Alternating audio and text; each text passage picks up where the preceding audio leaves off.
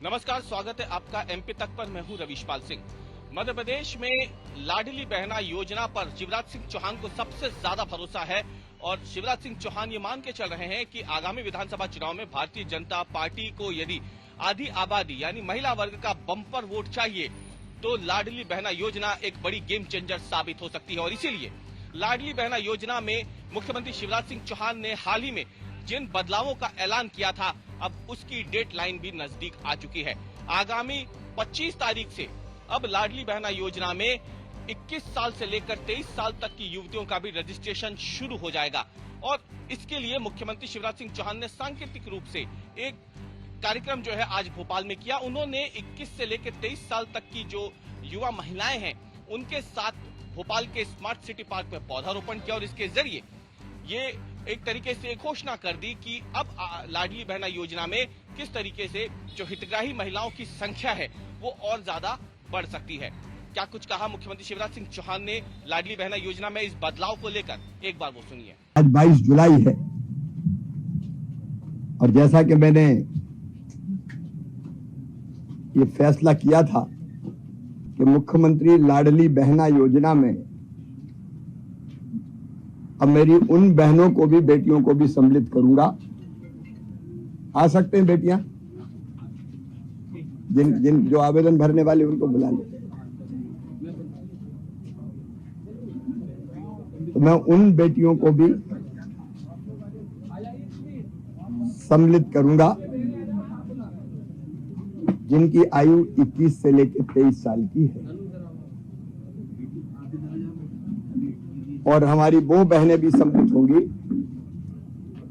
4 wheeler के मापदंड के कारण। 5 एकड़ से कम जमीन थी लेकिन ट्रैक्टर होने के कारण वो सम्मिलित नहीं हो पाई थी और इसलिए हमने तय किया कि 21 से लेकर 23 साल की बेटियां मेरी, उनको मैं वंचित क्यों रखूं। वो भी मुख्यमंत्री लाडली बहना में शामिल होंगी और उनको भी अभी 1000 रुपया और बाद में जब बढ़ेगा ये तो बढ़ी हुई राशि मेरी बहनों को और इन बेटियों को मिलेगी। तो सुना आपने मुख्यमंत्री शिवराज सिंह चौहान को। दरअसल आपको बता दें कि अभी तक जो लाडली बहना योजना में मापदंड थे उसमें सबसे बड़ी बात थी कि जिन महिलाओं के पास 5 एकड़ से कम जमीन थी या फिर जिनके परिवार में ट्रैक्टर था, उनको लाडली बहना योजना का लाभ नहीं मिल पा रहा था।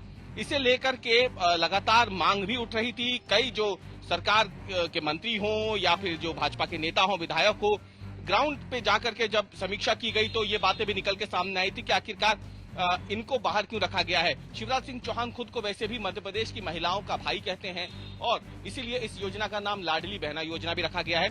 तो उन्होंने भी साफ कर दिया कि 21 साल से 23 साल तक की जो बच्चियां हैं उन्हें भी अब इसमें शामिल किया जाएगा और इसमें अब जो मापदंड है उसे बदला जाएगा। यानी जिसके पास 5 एकड़ से ज्यादा जमीन है वो भी इसमें शामिल होंगी। जिनके परिवार में यदि ट्रैक्टर है तो उन महिलाओं को भी इस योजना के तहत अब लाभ दिया जाएगा, उन्हें भी हितग्राही माना जाएगा इस योजना में। 25 जुलाई से इस योजना के तहत यानी बदले हुए फॉर्मेट के साथ जो है वो आवेदन भरने शुरू कर दिए जाएंगे और सितंबर के महीने से, अभी आपको बता दें कि अभी जो राशि डलनी शुरू होगी वो तो जो पुरानी रजिस्ट्रेशन जिनके हो चुके हैं 1.25 करोड़ महिलाओं के, उनके खाते में तो चल ही रहे हैं, लेकिन ये जो नए रजिस्ट्रेशन शुरू होंगे 25 जुलाई से, इन महिलाओं के खातों में पैसे डलने शुरू होंगे सितंबर के महीने से। माना जा रहा है कि 10 सितंबर से ही इनके बैंक खातों में भी ये राशि डलनी शुरू हो जाएगी। 10 अगस्त को रीवा से आपको बताएं कि लाडली बहना योजना का जो नया कार्यक्रम है वो भी शुरू होगा।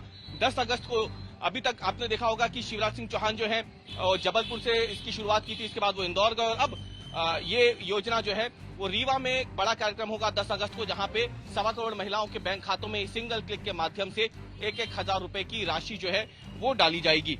और इसके साथ ये भी बता दें कि जो शिवराज सिंह चौहान की सरकार है वो ये मान के चल रही है कि लाडली बहना योजना जो है वो वाकई में एक बड़ा गेम चेंजर पैटर्न जो है वो मध्य प्रदेश में बना सकती है।